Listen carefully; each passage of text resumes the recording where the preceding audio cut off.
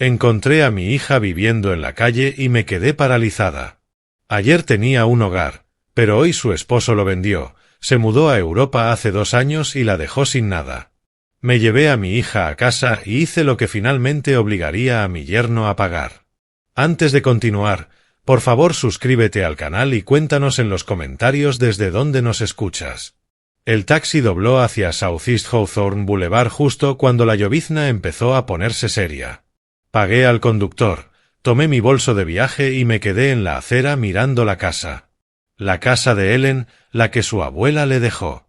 Revestimiento azul pálido, molduras blancas, ese arce torcido en el jardín delantero. La recordaba por las fotos que me había enviado años atrás. 3 años sin hablar. 3 años desde aquella discusión en la que le dije que Travis no valía la pena y ella me dijo que me mantuviera al margen de su vida. Yo había sido terca. Ella había sido terca. Después de todo, éramos familia.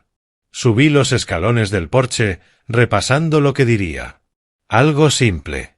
Ellen, lo siento. ¿Podemos hablar? El timbre sonó dentro de la casa. Se escucharon pasos. La puerta se abrió. Una mujer que nunca había visto estaba allí, con un niño pequeño apoyado en la cadera. Tenía el cabello rojo recogido en una coleta, pantalones de yoga y una mirada desconfiada. ¿Puedo ayudarla?, preguntó. La garganta se me cerró. Busco a Ellen Crawford, mi hija. Ella vive aquí. La expresión de la mujer pasó de la cautela a la confusión. Lo siento, pero compramos esta casa hace 2 años a una inmobiliaria. No había ninguna Ellen. El bolso resbaló de mi hombro. Eso es imposible. Esta era su casa. Su abuela se la dejó. No sé nada de eso, respondió, ajustando al niño, que me miraba con unos enormes ojos marrones. Cerramos la compra en marzo del año 2023. Todo fue legal y correcto. Saqué mi teléfono, busqué entre mis fotos hasta encontrarla. Ellen de pie en ese mismo porche hace 5 años, sosteniendo las llaves de la casa y sonriendo. Le mostré la pantalla a aquella desconocida. Es la misma casa, dije. Mi voz sonaba distante. ¿La misma dirección? 284-7 Southeast Hawthorne. La mujer suavizó un poco su expresión. Lo siento. De verdad. Pero este es nuestro hogar ahora. Tal vez podría intentar llamarla. Cerró la puerta con suavidad. Escuché el clic del cerrojo. Me quedé allí respirando el aire húmedo de febrero, intentando entender. ¿Vendida? Ellen me lo habría dicho. Incluso enfadada, incluso después de 3 años de silencio, me habría mencionado vender la casa de su abuela. Un movimiento llamó mi atención. Al lado, una mujer mayor estaba regando macetas bajo su porche cubierto, mirándome con curiosidad abierta. Caminé hacia ella. Disculpe. Soy el padre de Ellen Crawford. ¿Sabe dónde está? La mujer dejó su regadera. ¡Ay, cielos! Usted es el padre de Ellen. Soy Dorothy Patterson. Vivo aquí, indicó su casa con un gesto. Recuerdo a Ellen. Una chica tan dulce. Tocaba el piano maravillosamente. ¿Cuándo fue la última vez que vio a mi hija? La señora Patterson frunció el ceño, pensando. Oh, debió ser en el invierno del 2023. Se fueron de repente. La casa salió a la venta justo después. Pensé que quizás se habían mudado por trabajo. ¿Se fueron? ¿Se refiere a Ellen y su esposo? Ese tal Travis. Sí. Agradable, supongo, pero siempre hubo algo raro en él. Me observó con atención. ¿No sabía que se habían ido? Negué con la cabeza, incapaz de hablar. Lo siento, querida. Asumí que la familia lo sabía. Todo pasó tan rápido. Una semana estaban allí. A la semana siguiente había un letrero de bienes raíces en el jardín. La agradecí, regresé a la acera y pedí un Uber hacia el hotel más cercano. Me temblaban las manos mientras tecleaba el número de Ellen. Sonó una vez, luego una voz automatizada. El número que ha marcado ya no está en servicio. Intenté de nuevo. El mismo mensaje. La habitación del hotel era genérica y beige. Me senté al borde de la cama y marqué el número de Ellen 17 veces más. Siempre la misma grabación. Finalmente abrí mi portátil y busqué los registros de propiedad de Portland. Allí estaba. 284-7 Southeast Hawthorne Boulevard. Vendida el 28 de enero del año 2023 por $420,000. Comprador registrado, Westbrook Family Trust. Revisé el Facebook de Ellen. Última publicación, diciembre del año 2022. Una foto de luces navideñas. Su correo rebotó. Cuenta inactiva. La ventana daba a una calle lluviosa. Me quedé allí mirando los faros pasar borrosos y sentí la primera oleada de verdadero miedo. Ya no confusión. Miedo. Llamé a la línea no urgente de la policía de Portland. Necesito reportar a una persona desaparecida, dije. La operadora fue paciente. ¿Cuánto tiempo lleva desaparecida esta persona? No lo sé. Quizá 2 años. ¿2 años? Señor, ¿por qué lo reporta recién ahora? Porque fui orgullosa. Porque estuve enfadada. Porque dejé que una discusión me alejara de mi hija durante 3 años. Hemos estado sin contacto, expliqué. Acabo de descubrir que ya no está. La operadora tomó la información de Ellen y dijo que alguien me devolvería la llamada. Colgué y saqué mi cartera.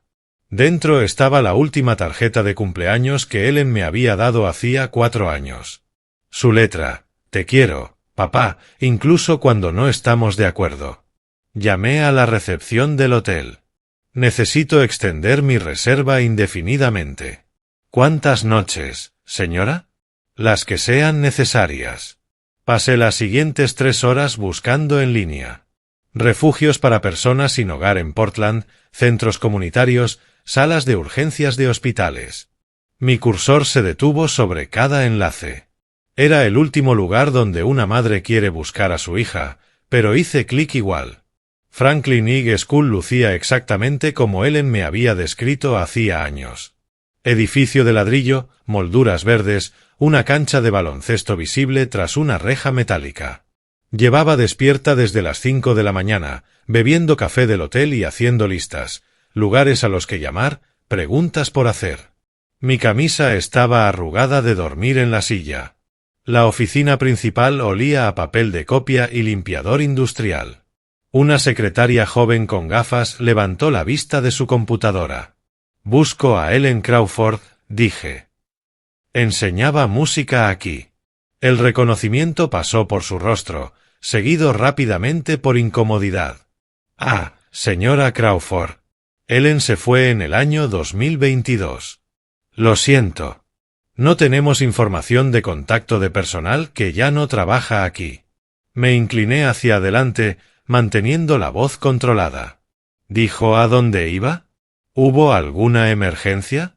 Solo renunció. En septiembre. Creo, no estaba aquí para todos los detalles. La secretaria miró su pantalla como si buscara una ruta de escape. Lo siento. No puedo ayudarle más. La agradecí y salí. Afuera, la llovizna había parado, pero el cielo seguía del color del cemento viejo. Los 2 días siguientes se mezclaron. Hospital OSU. Sin registros de pacientes llamados Ellen Crawford. Legacy Emmanuel, nada. Providence Portland, lo mismo. Llené formularios de búsqueda de personas desaparecidas en 2 estaciones de policía, mostrando la foto de Ellen a oficiales que prometieron hacer los informes, pero cuyos ojos decían que habían visto esto demasiadas veces. Cada callejón sin salida apretaba más el nudo en mi pecho. Al tercer día, conduje por el este de Portland con una lista impresa de centros comunitarios y refugios. Las calles se volvían más duras conforme avanzaba hacia el sureste. Cercas metálicas, ventanas tapiadas, tiendas de campaña agrupadas bajo los pasos elevados de la autopista. Alrededor del mediodía, giré hacia Southeast 82nd Avenue. El centro comunitario era un edificio bajo de ladrillo con un letrero pintado a mano. Unas 20 personas esperaban en fila afuera, aguardando que comenzara el servicio de almuerzo. Casi seguí conduciendo. Pero algo me hizo mirar con más atención. Una mujer hacia la mitad de la fila, delgada, con los hombros encorvados dentro de una chaqueta donada, 3 tallas más grande de lo que debía. La forma en que sostenía su cuerpo, protectora y derrotada a la vez. Conocía esa postura. La había visto en los vídeos caseros de la infancia de Ellen, cuando estaba asustada pero intentaba ocultarlo. Aparqué y caminé hacia la fila. Me acerqué más, lo suficiente para ver su perfil. Era Ellen. Mi hija estaba haciendo fila para recibir comida gratuita. Me acerqué con cuidado, el corazón golpeando como un tambor. Ellen. Ella se puso rígida, sin volverse. No. Persona equivocada. Me moví hasta quedar frente a ella. Ellen, soy yo. Papá. Su rostro quedó tan pálido como una hoja de papel. Intentó girarse, apartarse. Vete, por favor. No pienso irme. No esta vez. Entonces se quebró. Sollozos profundos, desgarradores, que sacudían todo su cuerpo. La rodeé con mis brazos y ella se desplomó contra mí, puro hueso y temblor. Olía a tierra de la calle y a desesperación, y sentí un odio feroz hacia quien fuera responsable de aquello. La gente en la fila se movió incómoda, dándonos espacio. Guié a Ellen hasta mi coche de alquiler, la acomodé en el asiento del copiloto, puse la calefacción al máximo y le di mi chaqueta. Aun cuando protestó débilmente, nos quedamos allí mientras lloraba. No hice preguntas. Solo esperé. Finalmente, su voz salió rota, diminuta. Lo vendió. Travis vendió la casa. Falsificó mi firma en los papeles finales. En enero del año 2023 tomó todo el dinero, me dejó $3.000 y dijo que se iba a Europa por negocios. Soltó una risa amarga. Nunca volvió. Mis manos se tensaron en el volante. Has estado en la calle durante 2 años. No podía llamarte. No después de nuestra pelea. No después de haberlo elegido a él, ignorando tus advertencias. Nuevas lágrimas le rodaron por las mejillas. Tenía tanta vergüenza. Manejé hasta un apartamento amueblado que había visto anunciado cerca de Powell Boulevard. Pagué el primer y último mes en efectivo. El arrendador no hizo preguntas. El estudio era pequeño pero limpio. Cama, cocinita, baño con ducha. Desempacé los víveres mientras Ellen permanecía en la entrada, perdida. Este lugar es tuyo por el mes, le dije. Ya encontraremos algo a largo plazo. Papá, no puedo pagar.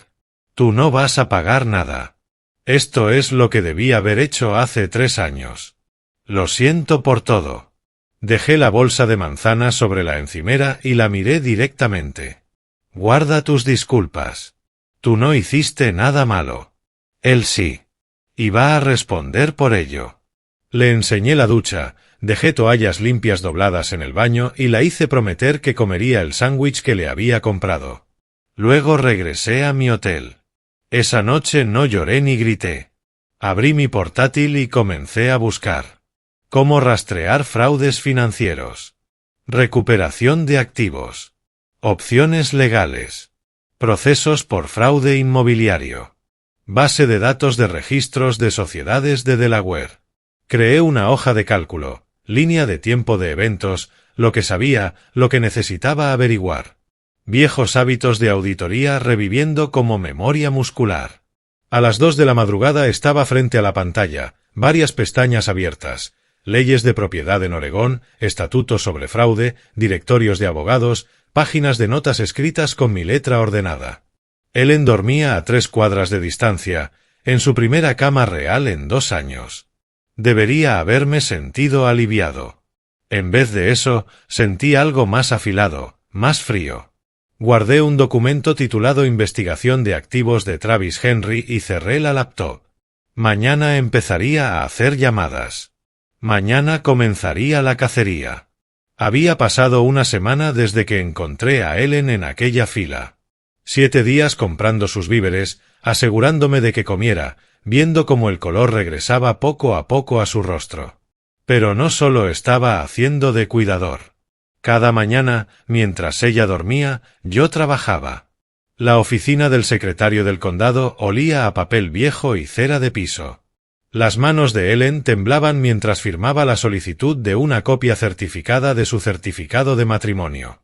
«Esa soy yo», dijo con una voz diminuta.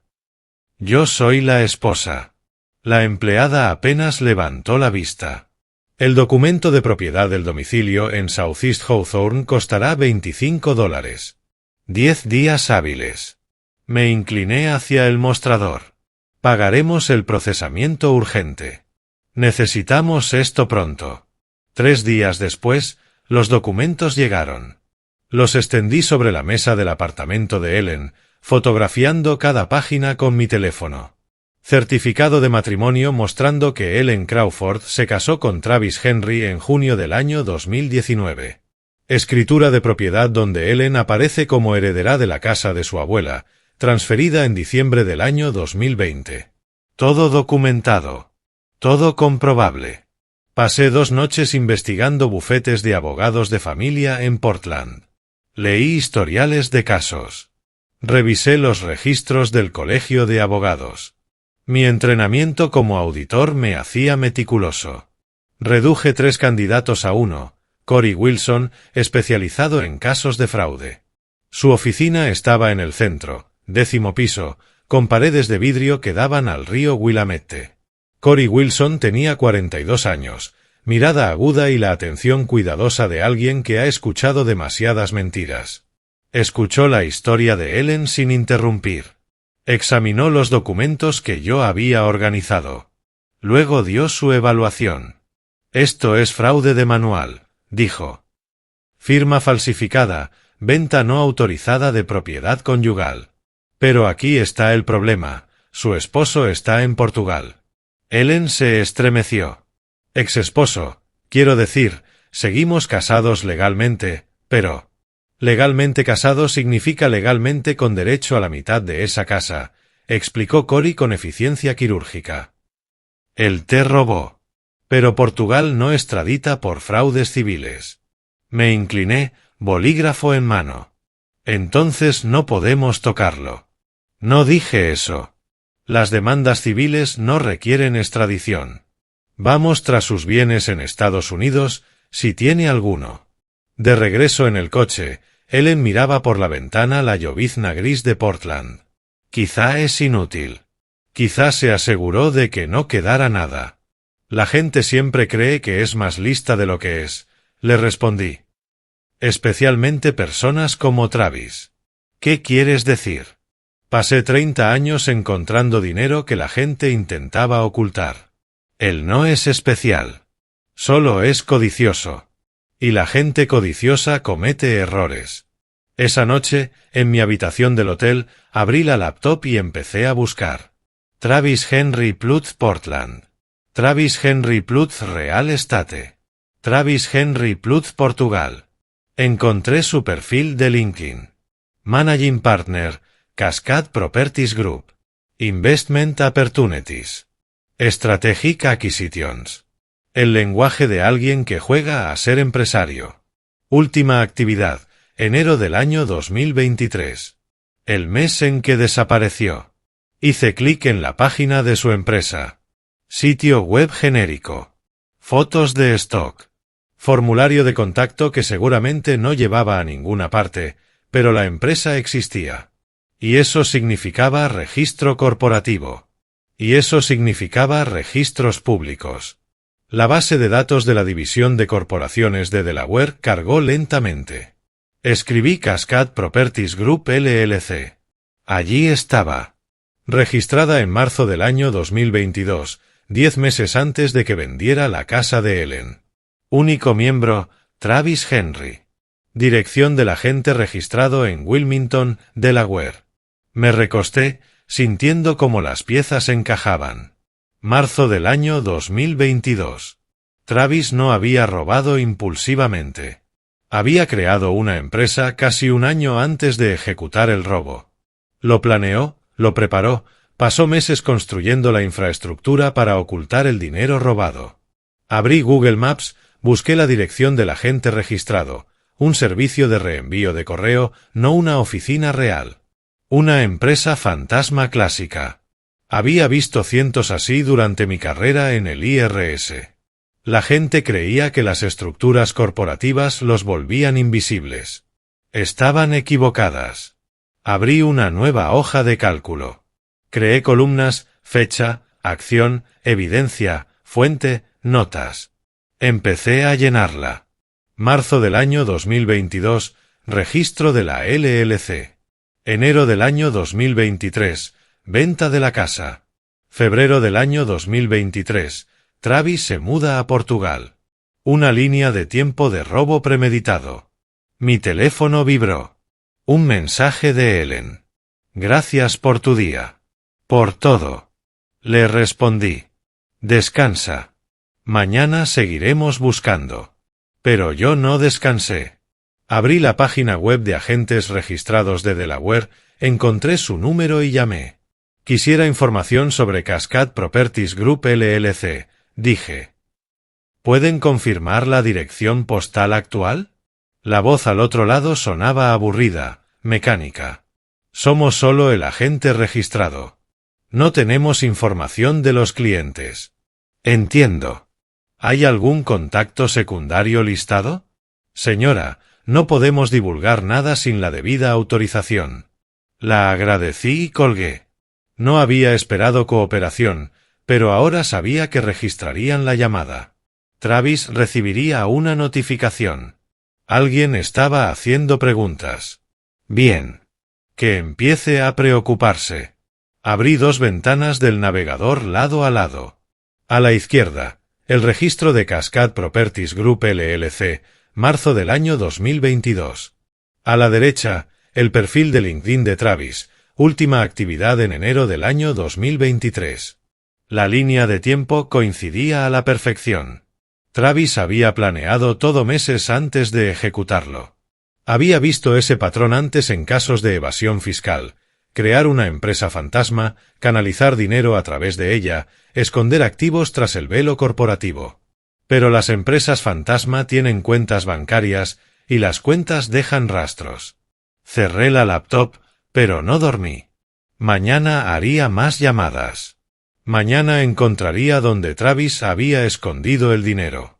2 semanas después, estaba sentada en una cafetería cerca de Powell's Books, leyendo por tercera vez el informe del investigador privado. $2.500, valió cada centavo. Richard Moss llegó exactamente a tiempo, deslizando su carpeta en el asiento frente a mí. Es contador forense convertido en investigador privado. Lo había elegido con cuidado. Su yerno creía que era listo, dijo Richard, extendiendo estados bancarios fotocopiados sobre la mesa. LLC en Delaware, velo corporativo, transferencias al extranjero. Aparté mi café frío, me puse las gafas de lectura. Pero dejó dinero atrás. $180.000 en una cuenta comercial en Bank of America. Richard usó su bolígrafo para rodear varias cifras en las hojas. No la toca desde hace 2 años. Examiné los estados de cuenta. No había actividad desde febrero del año 2023, salvo cargos mensuales de mantenimiento. Sin nómina, sin pagos a proveedores, sin inversiones. Una cuenta muerta que retenía dinero robado. ¿Por qué? Pregunté. ¿Por qué dejarlo expuesto? Richard se recostó. Mi mejor teoría: Portugal grava fuertemente los ingresos extranjeros. Si declara la transferencia, pierde alrededor del 30% en impuestos. Si lo mantiene aquí, es invisible para las autoridades portuguesas. Seguí el flujo del dinero con el dedo sobre los documentos. 420.000 de la venta de la casa entraron a la cuenta de la LLC en Delaware y luego se dividieron. 240.000 se enviaron a Portugal. 180.000 se quedaron. Avaricia y cautela, murmuré. Combinación fatal. De vuelta en mi habitación de hotel, extendí el informe de Richard junto a mi propia investigación. Creé una nueva línea de tiempo. LLC registrada en marzo del año 2022. Casa vendida en enero del año 2023. Dinero transferido en febrero del año 2023. Travis se mudó a Portugal ese mismo mes. Toda la actividad cesó en marzo del año 2023. Una secuencia perfecta que demostraba premeditación. Esto no había sido una crisis matrimonial que llevó a un acto desesperado. Fue un robo calculado ejecutado durante 12 meses. Fotografié cada página del informe de Richard, subí todo a un almacenamiento en la nube cifrado. Cadena de custodia. Protección de evidencia. Viejos hábitos de auditoría.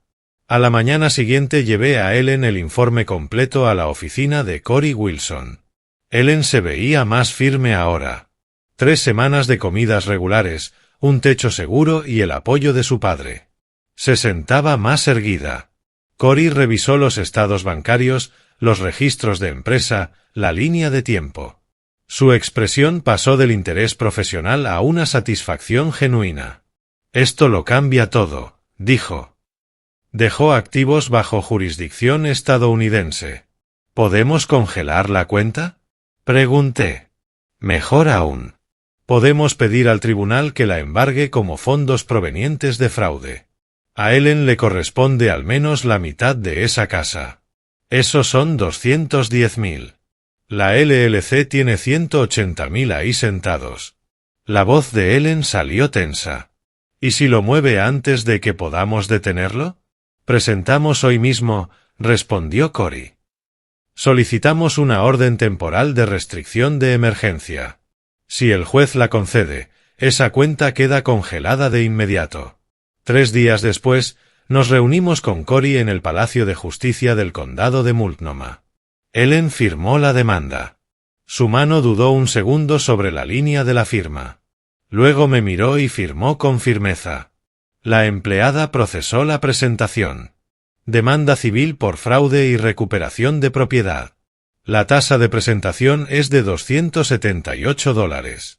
Cory entregó su tarjeta. También estamos solicitando una orden de restricción temporal para congelar los activos. La jueza Nakamura revisa mociones de emergencia esta tarde. Tendrán que esperar. Toqué suavemente el codo de Ellen. Es esto.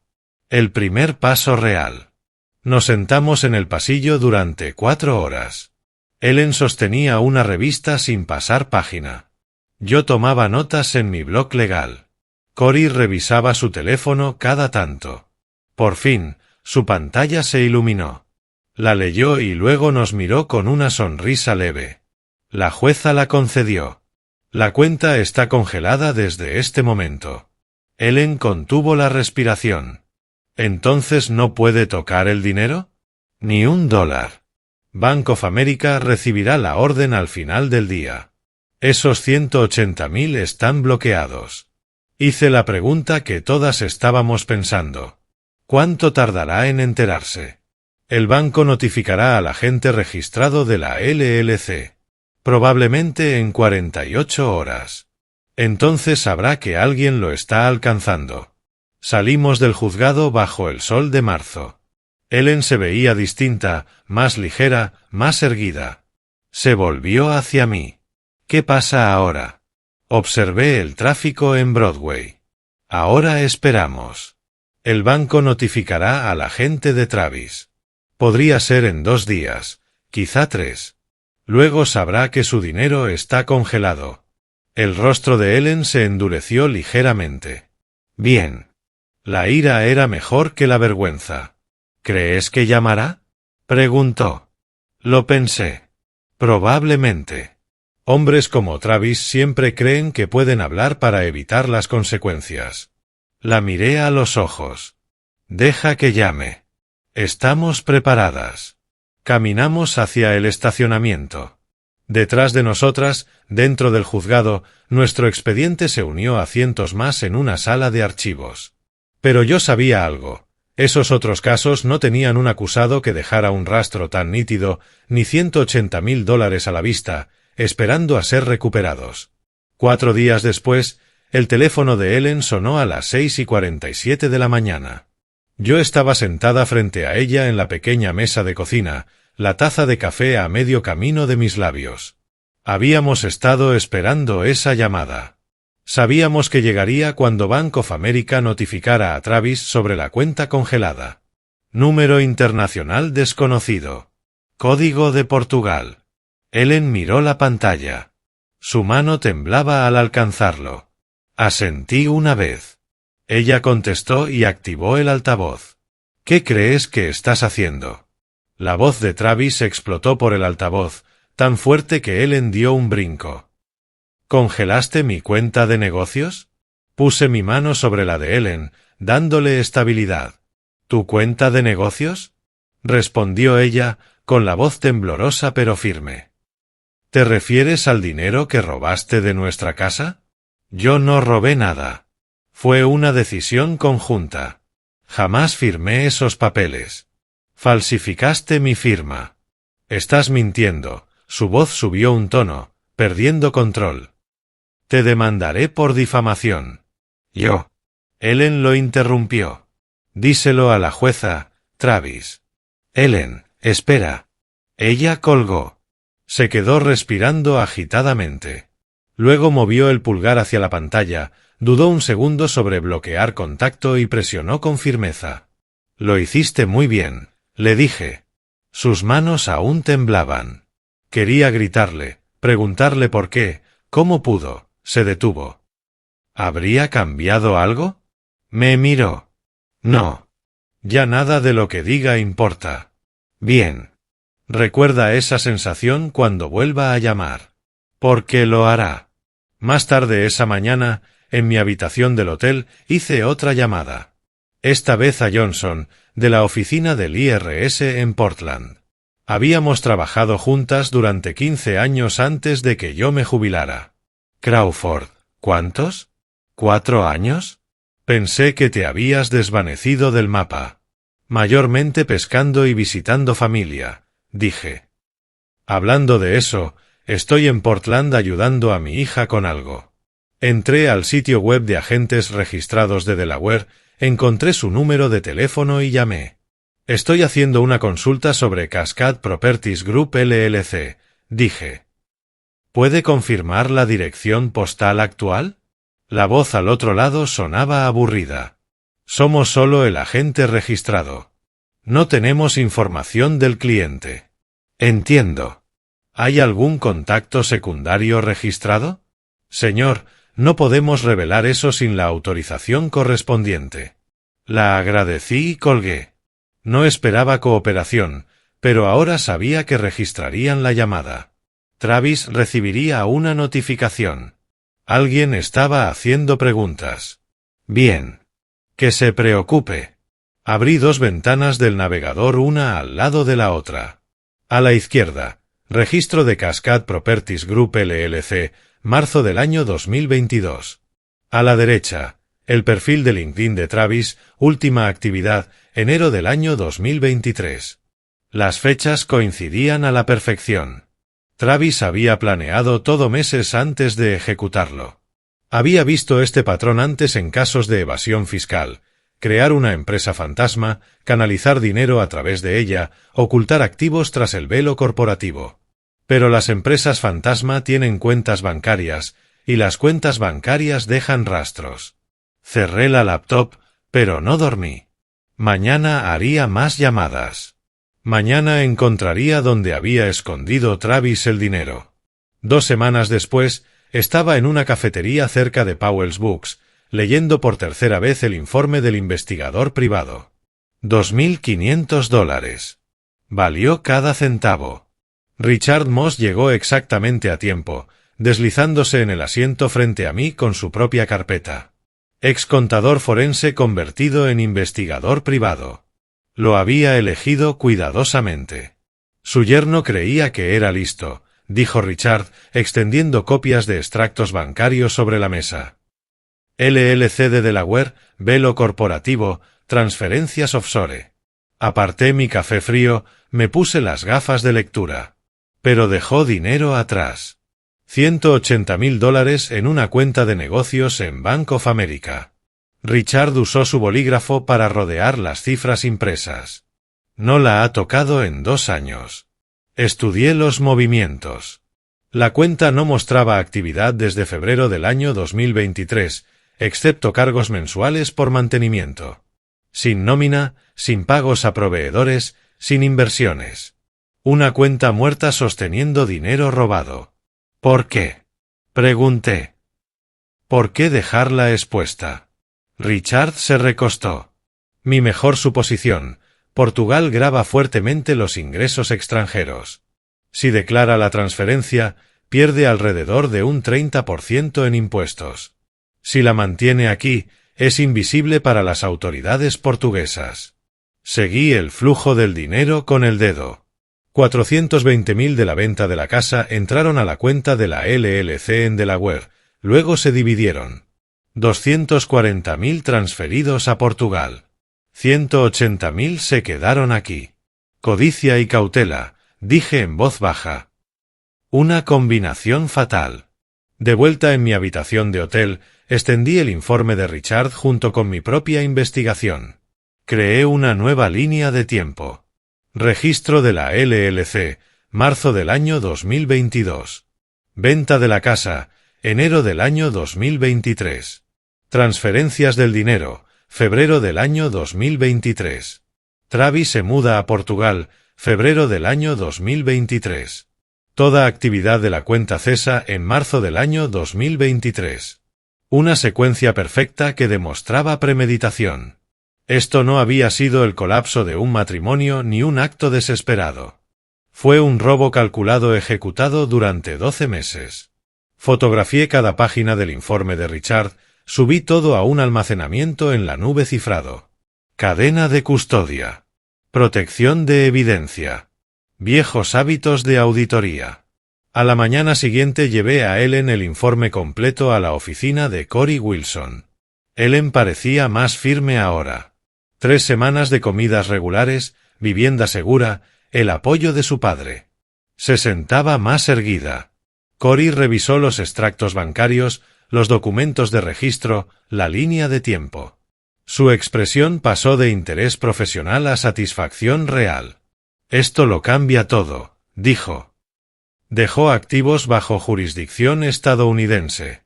¿Podemos congelar la cuenta? Pregunté. Mejor aún. Podemos solicitar al tribunal que la embargue como producto de fraude. Ellen tiene derecho a la mitad del valor de esa casa como mínimo. Eso son 210.000. La LLC tiene 180.000 allí sentados. La voz de Ellen salió tensa. ¿Y si mueve el dinero antes de que podamos detenerlo? Presentamos la solicitud hoy. Orden de restricción temporal de emergencia. Si la jueza la concede, la cuenta queda congelada de inmediato. 3 días después nos reunimos con Cory en el Palacio de Justicia del Condado de Multnomah. Ellen firmó los documentos de demanda. Su mano se detuvo un instante sobre la línea de la firma. Luego me miró y firmó con firmeza. La empleada procesó nuestra presentación. Demanda civil por fraude y recuperación de propiedad. La tasa de presentación es $278. Cory entregó su tarjeta de crédito.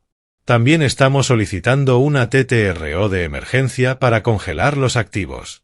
La jueza Nakamura revisa mociones urgentes esta tarde. Tendrán que esperar. Toqué el codo de Ellen. Este es el primer paso real. Esperamos en el pasillo durante 4 horas. Ellen hojeó una revista sin pasar de la misma página. Yo tomé notas en mi libreta legal. Cory revisaba su teléfono de vez en cuando. Finalmente, la pantalla de Cory se iluminó. Leyó el mensaje y luego nos miró con una sonrisa delgada. La jueza la concedió. La cuenta queda congelada de forma inmediata. Ellen contuvo la respiración. Entonces, ¿no puede tocar el dinero? Ni $1, confirmó Cory. Bank of America recibirá la orden antes de que termine el día. Esos 180.000 quedan bloqueados. Pregunté lo que todos estábamos pensando. ¿Cuánto tiempo hasta que él lo sepa? El banco notificará al agente registrado de la LLC. Probablemente en 48 horas. Entonces Travis sabrá que alguien va tras él. Salimos del juzgado hacia el sol de marzo. Ellen se veía distinta, más ligera, más firme. Se volvió hacia mí. ¿Qué pasa ahora? Observé el tráfico avanzar por Broadway. Ahora esperamos. El banco notificará al agente registrado de Travis. Podría tardar 2 días, quizá 3. Entonces sabrá que su dinero está congelado. El rostro de Ellen se endureció levemente. Bien. La rabia es mejor que la vergüenza. ¿Crees que llamará? Preguntó. Probable. Hombres como Travis siempre creen que pueden hablar para librarse de las consecuencias. La miré a los ojos. Que llame. Estamos preparados. Caminamos hacia el estacionamiento. A nuestras espaldas, dentro del juzgado, nuestro expediente se unió a cientos de otros. Pero yo sabía algo. Esos otros casos no tenían un acusado que dejara un rastro perfecto de evidencia y $180,000 sentados a la vista, esperando ser recuperados. 4 días después, el teléfono de Ellen sonó a las 6:47 de la mañana. Yo estaba frente a ella, en la mesa pequeña de la cocina, la taza de café a medio camino hacia mis labios. Llevábamos días esperando esa llamada. Sabíamos que llegaría en cuanto Bank of America notificara a Travis del congelamiento. Número internacional desconocido. Código de país de Portugal. Ellen miró la pantalla. Su mano tembló mientras se acercaba al móvil. Asentí una sola vez. Contestó y activó el altavoz. ¿Qué crees que estás haciendo? La voz de Travis explotó por el altavoz, tan fuerte que Ellen se estremeció. ¿Congelaste mi cuenta de negocios? Puse mi mano sobre la de Ellen, estabilizándola. ¿Tu cuenta de negocios? Preguntó ella, temblorosa pero firme. ¿Te refieres al dinero que robaste de nuestra casa? Yo no robé nada. Fue una decisión conjunta. Nunca firmé esos papeles. Tú falsificaste mi firma. Estás mintiendo, espetó él, descontrolado. Te voy a demandar por difamación. Yo. Ellen lo interrumpió. Díselo a la jueza, Travis. Ellen colgó. Se quedó allí, respirando agitada. Luego movió el pulgar hacia la pantalla, dudó un segundo y presionó con firmeza, bloquear contacto. Lo hiciste muy bien, le dije. Sus manos seguían temblando. Quería gritarle. Preguntarle por qué. ¿Cómo pudo hacerme esto? ¿Habría cambiado algo? Ella me miró. No. Nada de lo que diga importa ya. Bien. Recuerda esa sensación cuando vuelva a llamar. Porque lo hará. Más tarde, esa mañana, de vuelta en mi habitación de hotel, hice otra llamada. A Johnson, de la oficina del IRS en Portland. Habíamos trabajado juntos 15 años antes de que me jubilara. Crawford, ¿cuánto? ¿4 años? Pensé que habías desaparecido completamente. Mayormente pescando y visitando familia, respondí. Y hablando de eso, estoy en Portland ayudando a mi hija con algo. Si ganábamos la audiencia del 10 de mayo, el congelamiento seguiría en pie. Si perdíamos, el dinero podía desaparecer antes de la audiencia por fraude del 15 de mayo. 5 días entre ambas audiencias. Una ventana estrecha para que Travis moviera los activos si se le daba la oportunidad. Tomé una nota. Necesitábamos un plan de emergencia en caso de perder la primera audiencia. No podía asumir la victoria. Nunca asumir la victoria hasta que el mazo del juez cayera. 15 de mayo, Tribunal del Condado de Moulton. 9 de la mañana. Ellen y yo nos sentamos junto a Cory en la mesa de la parte demandante. Al otro lado del pasillo, el abogado de Travis, Marcus Bergman, acomodaba su maletín costoso y ajustaba su corbata igualmente costosa. El monitor de vídeo parpadeó. El rostro de Travis apareció desde Portugal. Era la primera vez que veía a mi yerno en 3 años. La primera desde que destruyó la vida de mi hija. La jueza Nakamura entró. De pie. La doctora Chen fue la primera en declarar. Proyectaron las comparaciones de firmas en la pantalla de la sala, y ella usó un puntero láser para señalar la evidencia. Las firmas auténticas muestran trazos fluidos y seguros, explicó. Esta firma muestra marcas de duda, temblor antinatural, presión inconsistente, señales clásicas de simulación. Bergman contraexaminó con agresividad. ¿No podrían el estrés o una enfermedad causar variaciones en la firma? Variaciones menores, sí, respondió la doctora Chen sin titubear. Pero aquí vemos diferencias sistemáticas en 12 criterios medibles. Eso no es estrés.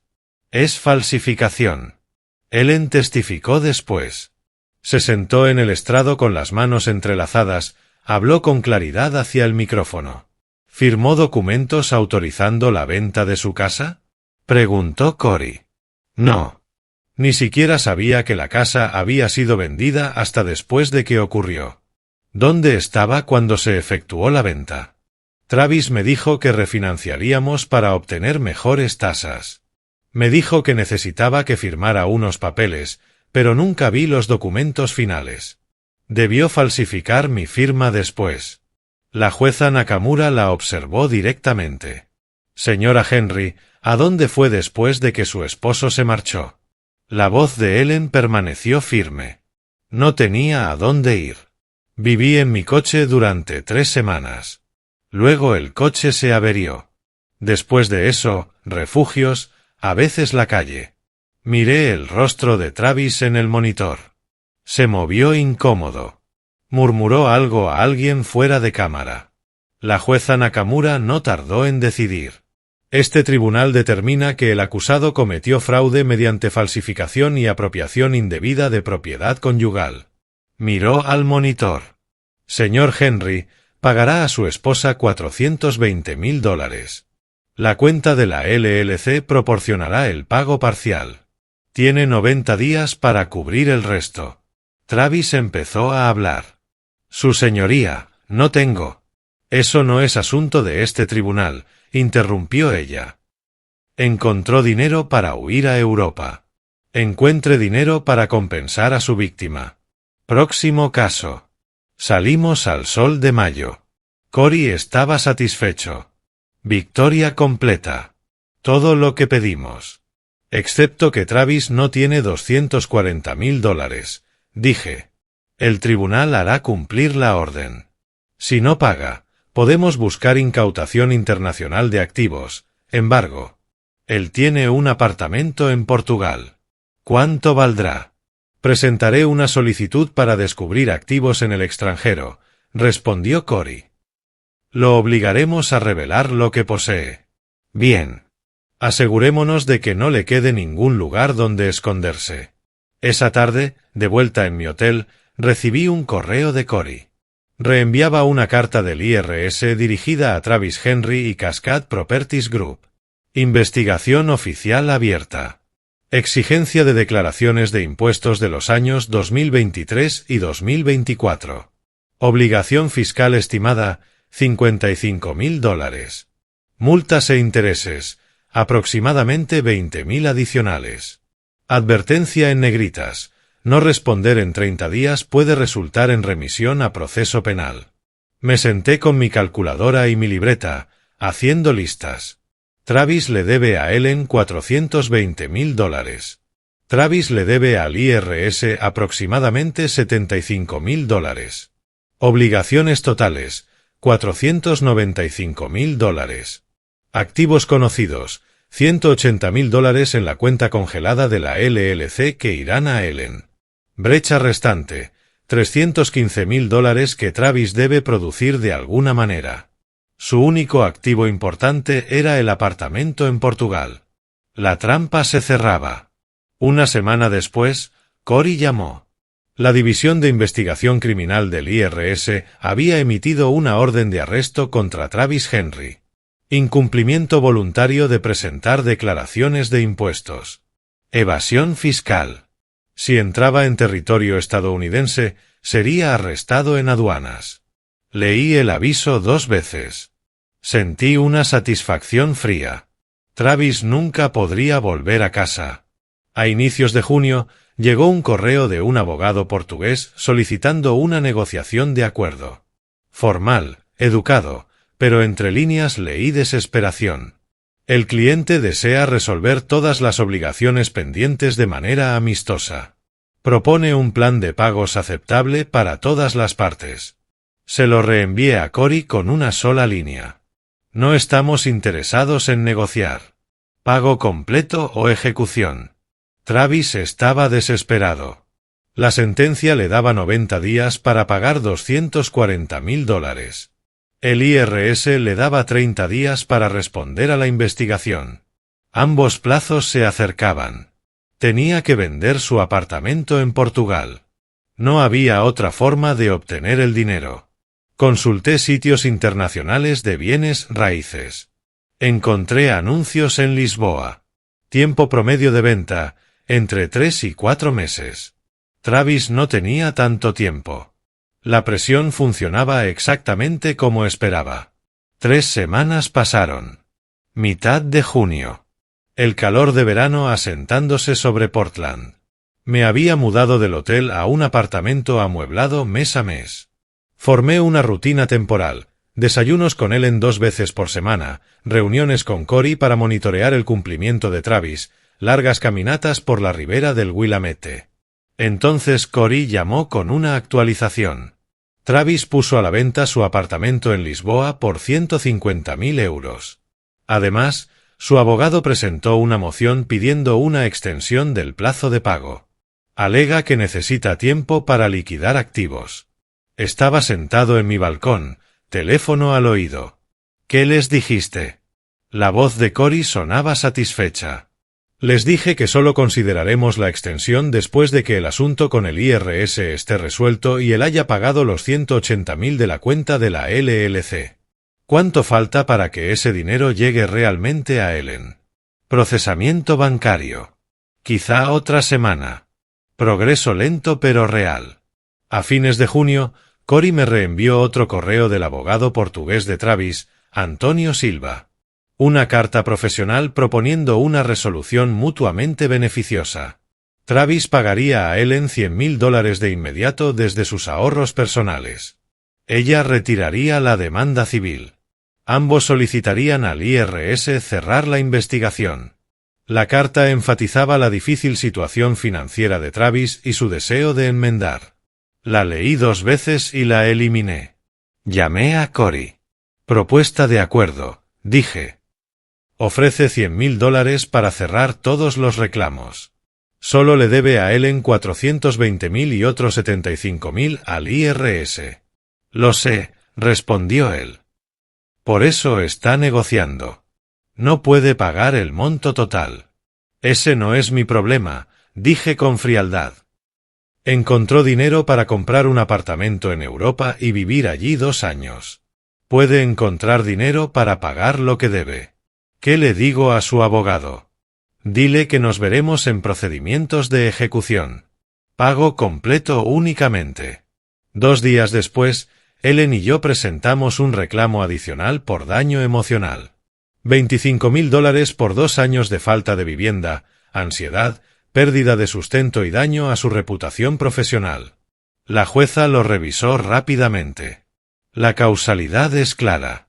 Concedo $25.000. Revisó sus notas. El señor Henry ahora debe $445.000 en total.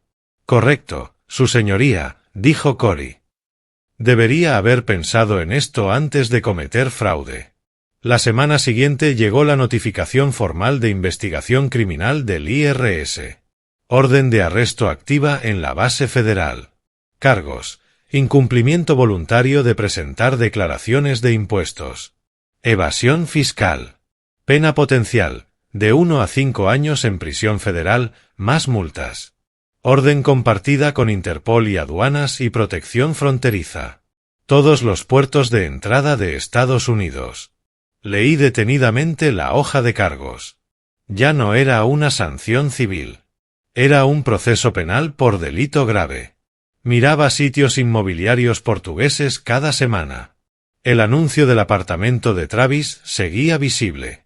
Un apartamento de 2 dormitorios en el distrito de Alhama, $150.000. Vendedor motivado. 6 semanas sin venta. Investigué el mercado de Lisboa. Tiempo de venta promedio entre 3 y 4 meses. Travis pedía el valor de mercado, pero los compradores estaban cautelosos. El tiempo no estaba de su lado. A inicios de julio, Antonio Silva llamó directamente a Cory. Escuché la llamada en la línea de conferencia. El tono de Antonio Silva había cambiado. Ya no sonaba confiado, sino suplicante. Mi cliente liquidará todo. Apartamento, coche, ahorros. Podría reunir unos $180.000 en total. Por favor, ¿podemos llegar a un acuerdo? Respondí sin rodeos. Dígale a su cliente que la misericordia fue cuando mi hija dormía en Portales durante 2 años mientras él vivía cómodamente en Europa con la herencia que le robó. Él pagará hasta el último centavo o perderá todo en el intento. Silva lo intentó de nuevo. ¿No está dispuesto a mostrar un poco de flexibilidad, un poco de compasión? Dígale esto a su cliente. Cuando mi hija dormía en la calle, ¿mostró él compasión? Cuando ella comía en comedores sociales, ¿mostró flexibilidad? Él recibirá exactamente lo que le dio a ella. Nada.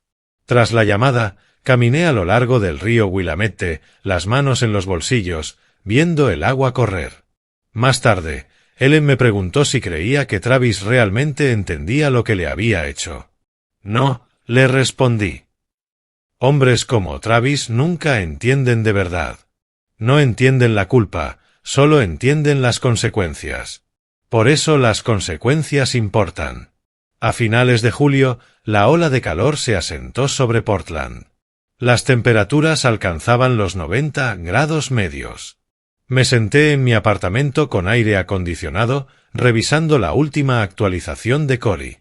El apartamento de Travis por fin tenía un comprador potencial. Oferta pendiente por $140.000, por debajo del precio solicitado. Travis estaba lo bastante desesperado como para aceptarla. La venta podría cerrarse a finales de agosto, quizás en septiembre si los trámites se retrasaban. Mientras tanto, el plazo de 90 días impuesto por el tribunal vencía el 15 de agosto. Travis no lo lograría. Cory estaba preparando la moción por desacato por falta de pago. El IRS no había respondido a la súplica de Silva por clemencia. Los fiscales federales no negocian cargos por evasión fiscal. Calculé que incluso si el apartamento se vendía por $140.000, aproximadamente $154.000, Travis seguiría debiendo cerca de $365.000 después de pagarle a Ellen. Estaría en bancarrota funcional. Sin hogar, sin dinero, incapaz de volver a Estados Unidos, prófugo criminal. Cerré la laptop y me quedé en la ventana. Ellen estaba construyendo una nueva vida. Travis estaba viendo la suya derrumbarse. La justicia no siempre se siente triunfal. A veces solo se siente necesaria. Mañana llamaría a Ellen, la llevaría a cenar, le recordaría lo lejos que había llegado. Esto no trataba de celebrar la destrucción de Travis, sino de presenciar su responsabilidad. Agosto llegó con la noticia que esperaba.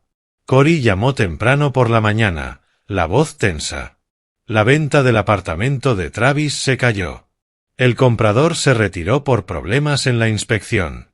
Me quedé en el balcón, el teléfono pegado al oído, viendo a corredores pasar por la calle. ¿Cuándo? Ayer. Antonio Silva me acaba de avisar. Travis está desesperado. La fecha límite es en 2 semanas. 15 de agosto. El tribunal le había dado 90 días para pagar los $240.000 restantes. El tiempo se había acabado. ¿Qué pasa si incumple? Pregunté, aunque ya conocía la respuesta. Presentamos desacato. El tribunal puede ordenar embargo de bienes, embargo salarial, incluso una orden de arresto por desacato civil si regresa a territorio estadounidense. No sentí satisfacción. Solo la fría certeza de ver un plan desarrollarse exactamente como se diseñó. Presenta por desacato el día después de que pase el plazo, dije. No le des extensiones. La trampa ya no solo se cerraba. Estaba sellada. El 15 de agosto llegó caluroso y despejado. Cory y yo entramos al juzgado a las 9 de la mañana en punto con la moción de desacato en un sobremanila. El edificio olía a cera de piso y aire reciclado. Habíamos estado allí tantas veces en los últimos meses que los guardias de seguridad nos reconocían. La secretaria estampó nuestro documento. Desacato por no cumplir sentencia. Audiencia programada para el 28 de agosto. Fotografié la copia sellada con mi teléfono. Documentación. Siempre documentación. Antes de salir del edificio, Antonio Silva envió un correo frenético. Vi a Cory leerlo en su teléfono en el vestíbulo del juzgado. El cliente está asegurando un nuevo comprador. Necesita una semana de extensión. Leyó en voz alta. Lo miré y negué con la cabeza una sola vez. Cory escribió, sin extensiones. El cliente tuvo 90 días. Nos vemos en la audiencia de desacato. Salimos al calor de agosto. Sentí el peso del sobre bajo mi brazo. 7 meses de trabajo destilados en papel legal y sellos del tribunal. En menos de 48 horas, todo cambió. Antonio nos notificó que Travis había aceptado una oferta, $135.000, 15.000 euros por debajo del precio original.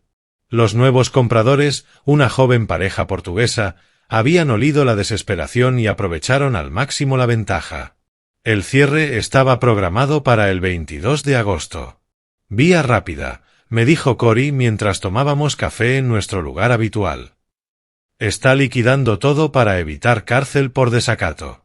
Saqué mi libreta y rehice el cálculo que ya había hecho un centenar de veces. Después de pagar la deuda de Ellen, el pago al IRS, los honorarios legales y los costos de cierre, a Travis le quedarían aproximadamente $18.000. $18.000 de un robo de 420.000, observó Cory. Sí, respondí simplemente. Así es. A finales de agosto, las transferencias comenzaron a procesarse.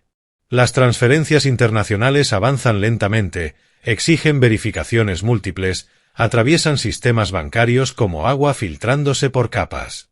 Seguí cada una de ellas obsesivamente. $240.000 provenientes de la venta del apartamento de Travis. Combinados con los $180.000 de la cuenta congelada de la LLC y los $25.000 por daño emocional, Ellen recibiría $445.000 en total. Me senté con ella en la sucursal de su banco mientras esperábamos que se completara la última transferencia. Ella miraba la pantalla como si pudiera desvanecerse si apartaba la vista. Los números cambiaron. Balance, $445.000. 445.000, susurró. De verdad está ahí. Le temblaban las manos. No de miedo, sino por el peso de ver la justicia convertida en cifras en una pantalla. La casa de tu abuela valía 420.000, le dije. El pago por daño emocional fueron 25.000. Cada centavo que te corresponde. Ella siguió mirando la pantalla. Se siente extraño, como si no debiera tratarse de dinero. No se trata de dinero, le dije. Se trata de que él pague el costo de lo que te hizo.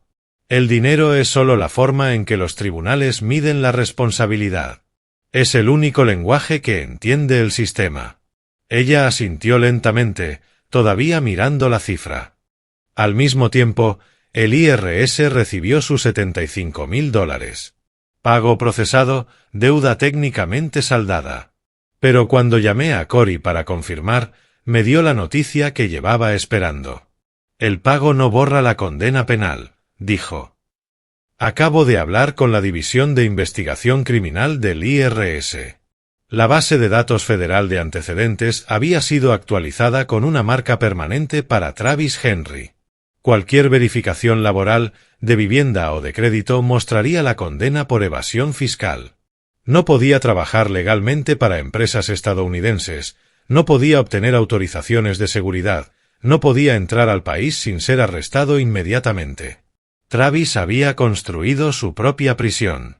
Una sin muros, sin barrotes, solo fronteras que no podría cruzar jamás y un registro digital que lo seguiría para siempre. Esa noche creé una hoja de cálculo final. Viejos hábitos.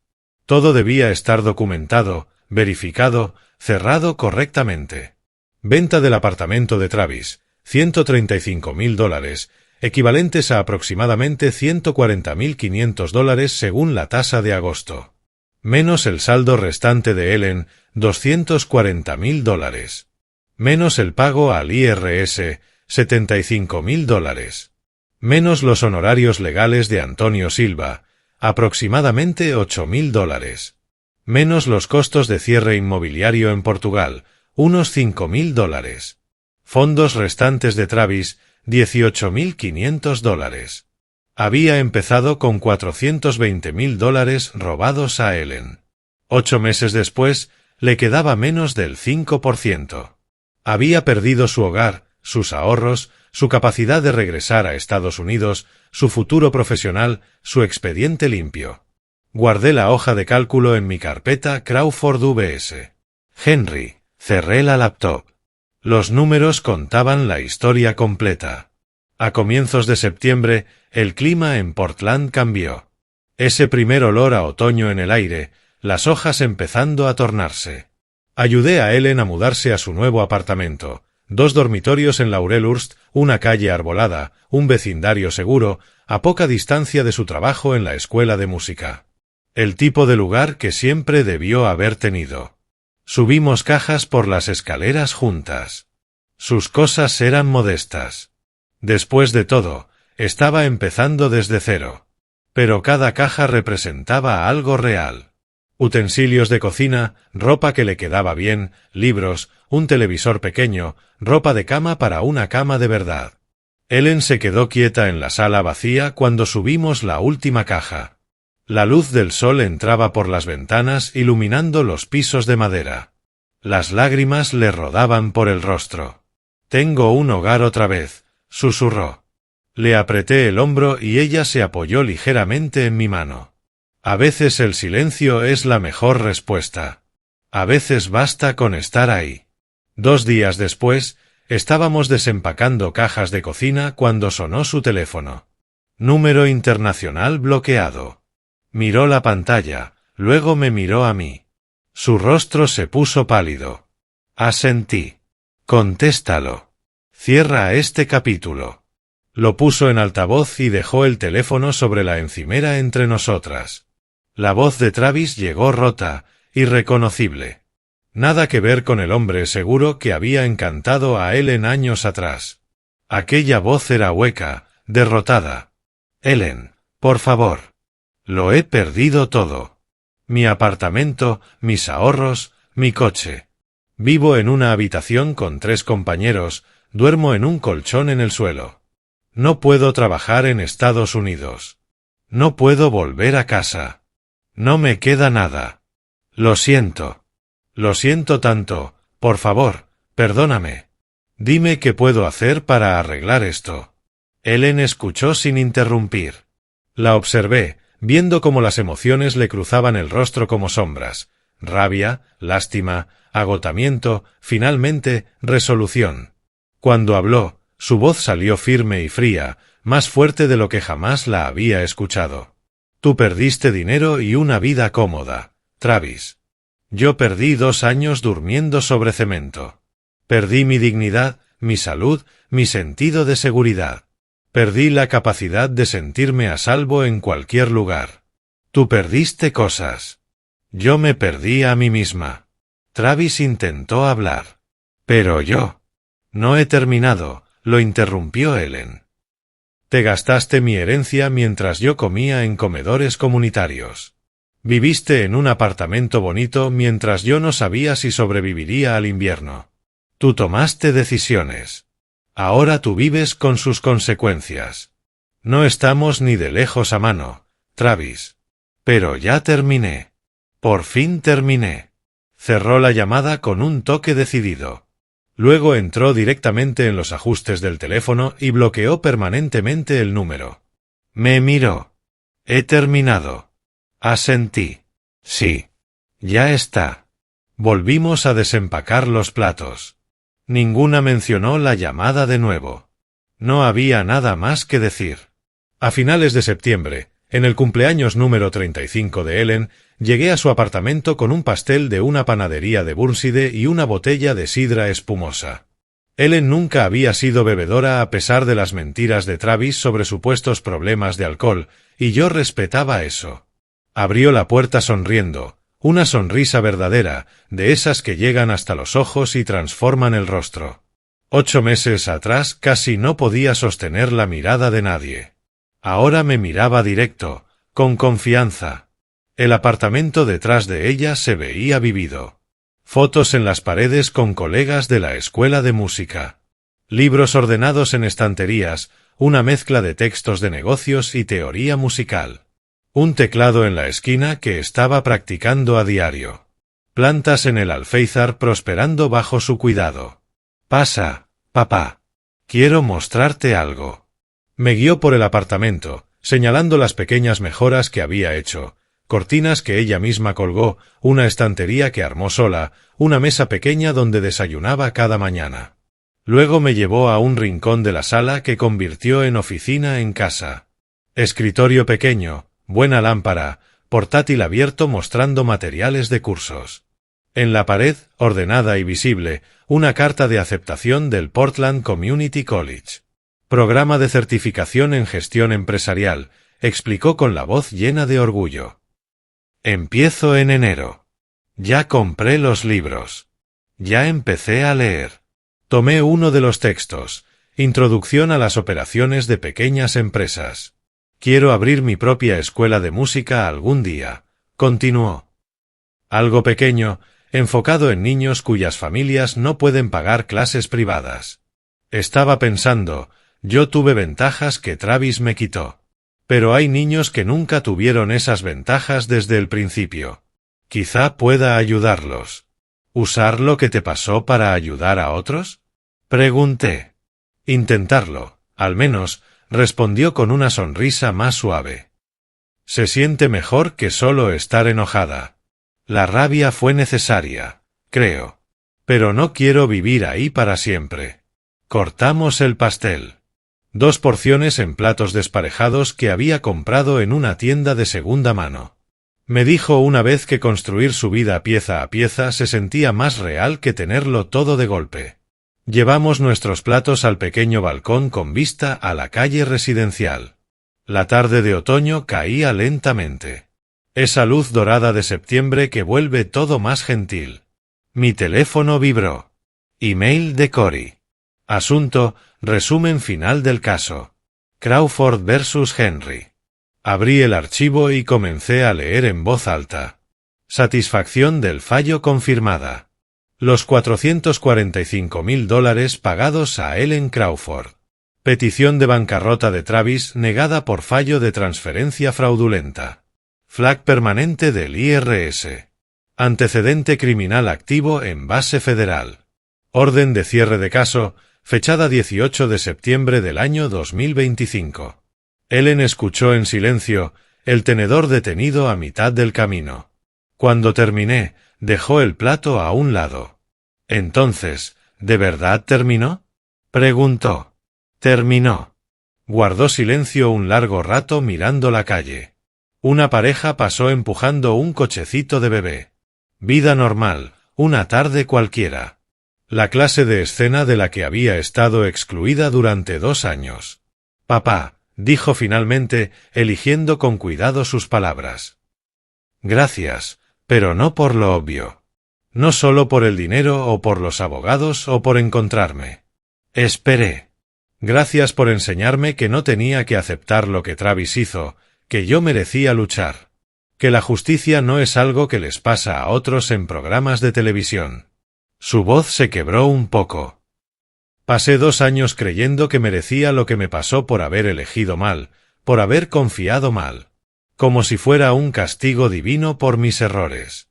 No lo era, dije suavemente. Ahora lo sé. Tú me mostraste que la única persona que merecía consecuencias era él. Eso, hizo una pausa, limpiándose los ojos. Eso vale más que el dinero. Vale todo. Se me cerró la garganta. No confié en mi voz, así que simplemente extendí la mano y la tomé. Ella la apretó de vuelta. Nos quedamos allí en silencio mientras el sol se ocultaba, tiñendo el cielo de tonos naranja y rosa. Las tardes de septiembre en Portland son hermosas. Lo aprendí en estos meses. Más tarde, ya en mi apartamento, saqué la carpeta gruesa etiquetada Crawford vs. Henry, documentos del caso. Pasé las páginas despacio, revisando el trayecto entero documentado en papel y tinta. La primera foto de la casa de la abuela de Ellen, la que había mostrado a la desconocida que abrió la puerta en febrero. El certificado de matrimonio que demostraba los derechos legales de Ellen. El informe forense de la doctora Chen con su lenguaje científico preciso sobre puntos de presión y marcas de duda. Los fallos judiciales, cada uno un paso adelante. Las cartas del IRS con su autoridad burocrática. El aviso final de cierre, oficial y sellado. No necesitaba conservar nada de esto. El caso estaba cerrado, pero los guardaría. No como trofeo. No obtuve placer alguno de la destrucción de Travis. Los guardaría como recordatorio de que los sistemas funcionan si sabes cómo usarlos. De que la paciencia y la precisión importan más que la ira. Que la justicia es posible incluso cuando parece imposible. Cerré la carpeta con cuidado y la coloqué en el estante, entre mis registros fiscales y otros documentos importantes. Solo otro archivo en una vida llena de archivos. El correo de Cory incluía una última actualización, un anexo que yo había solicitado para completar el expediente. Situación actual de Travis Henry, verificada por el investigador portugués que habíamos utilizado anteriormente en el caso. Viviendo en el distrito de Alhama, el barrio más antiguo de Lisboa. Compartiendo departamento con otras 3 personas, en su mayoría trabajadores de servicios, durmiendo en la habitación más pequeña, la que no tiene ventanas. Trabajando como camarero en un restaurante turístico cerca de la Plaza Rossio, ganando aproximadamente $1.200 mensuales, apenas suficiente para pagar alquiler, comida y necesidades básicas en una ciudad europea costosa. Sin ahorros, sin vehículo, sin perspectivas de mejora. Su antecedente penal en Estados Unidos le impedía obtener empleo legal en cualquier empresa internacional seria. Su título en Administración de Empresas de una universidad estadounidense era ahora inútil. La condena lo hacía inempleable en entornos corporativos. Estaba atrapado en el sector de servicios, probablemente para siempre. Cada día sirviendo vino y limpiando mesas, observando a turistas disfrutar la ciudad durante sus vacaciones mientras él apenas lograba sobrevivir. Cada día recordando lo que su codicia le había costado. Leí este informe sin satisfacción ni lástima, solo con reconocimiento. Las consecuencias habían llegado exactamente donde debían. A la mañana siguiente, me reuní con Ellen para desayunar en el café del vecindario. Habíamos desarrollado esta rutina durante el último mes. Encontrarnos los jueves en la mañana antes de su turno en el trabajo, compartir café y conversación. El café estaba cálido, olía a pan recién hecho y a espresso. Nos sentamos en nuestra mesa habitual junto a la ventana. Ellen se veía distinta a hace 8 meses. No solo físicamente más saludable, había recuperado peso, tenía color en las mejillas, se movía con energía en lugar de agotamiento, sino que algo más profundo había cambiado. Estaba presente ahora, conectada con la vida en lugar de simplemente resistirla. ¿Qué vas a hacer ahora?, preguntó, añadiendo crema a su café con facilidad. ¿Volver a casa? ¿Quedarte en Portland? Había estado pensando en esa pregunta durante semanas. No lo he decidido todavía. Tal vez quedarme cerca por un tiempo. Tenemos tiempo para averiguarlo. No hay prisa. Sabes que no tienes que quedarte por mí, dijo. Estoy bien ahora. De verdad bien. Lo sé. Y precisamente por eso podría quedarme. La miré directamente. No porque me necesites, sino porque quiero. Porque perdimos 3 años y no quiero perder más. Sonrió. Esa sonrisa genuina que todavía me sorprendía por su brillo. Me gustaría tenerte cerca. Podríamos hacer esto del desayuno de forma habitual. Quizá podría cocinarte algo alguna vez. Estoy aprendiendo, despacio. También me gustaría, respondí. Nos quedamos en silencio un momento, observando el tráfico matutino a través de la ventana. Un autobús se detuvo al otro lado de la calle. Pasajeros subiendo y bajando. Vida normal fluyendo a nuestro alrededor. ¿Crees que Travis realmente entiende lo que hizo? Preguntó Ellen de pronto. Lo pensé. Lo dudo. Hombres como Travis entienden consecuencias, no moralidad. Él sabe que lo perdió todo, departamento, dinero, carrera, país. Pero probablemente no comprenda por qué lo que hizo estuvo mal, solo que lo atraparon y lo castigaron. ¿Eso te molesta? ¿Que tal vez no lo entienda de verdad? No, dije sinceramente. La justicia no depende de su comprensión. Depende de tu recuperación y de su responsabilidad. Ambas se lograron. Lo que pase en su cabeza ya no importa. Ellen asintió despacio, procesando mis palabras. ¿Crees que intentará contactarme otra vez? Tal vez. Si lo hace, bloquéalo. Tuvo su oportunidad de disculparse de verdad, de mostrar arrepentimiento genuino. Ese tiempo ya pasó. Lo sé, dijo, pensativa. Solo me preguntaba si dirías que debería perdonarlo. Ya sabes, por mi propia paz. El perdón es decisión tuya, no asunto mío, le dije. Pero aquí tienes algo que aprendí en 30 años de trabajo de auditoría. El perdón no exige contacto. Puedes perdonar a alguien y aún así mantener límites absolutos. Puedes dejar ir la ira sin permitirle volver a tu vida. Son decisiones distintas. Ella sonrió suavemente. ¿Cuándo te volviste tan sabio? 30 años encontrando dinero escondido enseñan mucho sobre la naturaleza humana, las consecuencias y las decisiones. Terminamos el desayuno sin prisa. Salimos juntos a la luz del sol de septiembre. Ellen se dirigió a la escuela de música. Yo regresé a mi apartamento. 8 meses. Todo había comenzado con aquel viaje en taxi hacia Southeast Hawthorne Boulevard, parado en un porche donde una desconocida me abrió la puerta. Terminaba con el caso cerrado, justicia cumplida, mi hija restaurada. No con venganza. Jamás quise venganza. La venganza es causar dolor por el simple hecho de causarlo, hacer sufrir porque se puede. Esto era diferente. Esto era equilibrar la balanza, recuperar lo robado, obligar a alguien a pagar el precio real por el daño real que causó. Usar los sistemas diseñados exactamente para eso. Pensé en Travis en su apartamento de Lisboa, trabajando como mesero, compartiendo un espacio estrecho con desconocidos, comenzando de cero a los 38 años sin nada. Pensé en Ellen en su apartamento aquí, planificando clases, enseñando música, construyendo un futuro, ayudando a niños que lo necesitan.